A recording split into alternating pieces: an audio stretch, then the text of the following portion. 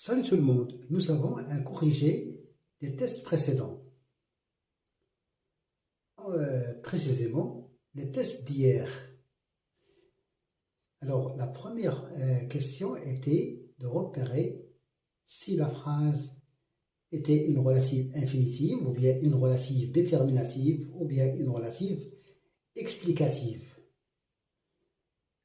À côté de la circonstancielle et de la complétive, les trois relèvent de la phrase complexe. Alors, elle vit les oiseaux s'envoler un à un. On dit un oiseau, et donc pluriel, le singulier c'est un oiseau. Alors, il s'agit d'une relative infinitive. On peut transformer cette phrase relative en explicative. Elle vit.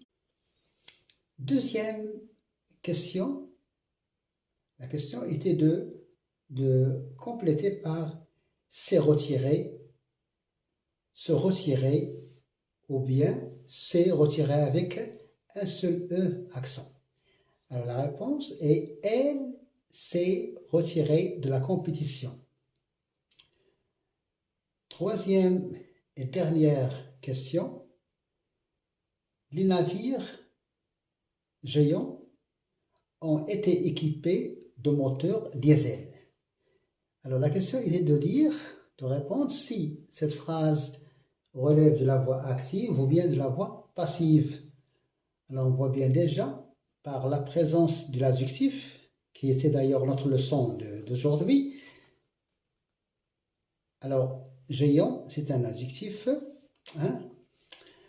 et l'adjectif, il qualifie toujours le nom qui l'accompagne.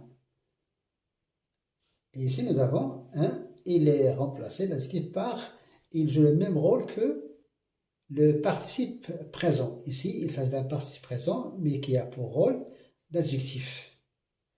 Si on peut parler de style, il y a ici une figure de style qu'on appelle l'hyperbole, l'exagération, al-mubalagha, les navires géants. On dit un navire, ici c'est le pluriel, les navires. Alors nous avons ici le S du pluriel, et géant, S. Les navires ont été équipés de moteurs diesel. La réponse est il s'agit de la voix passive. Seulement, ici, le complément d'agent n'est pas explicite.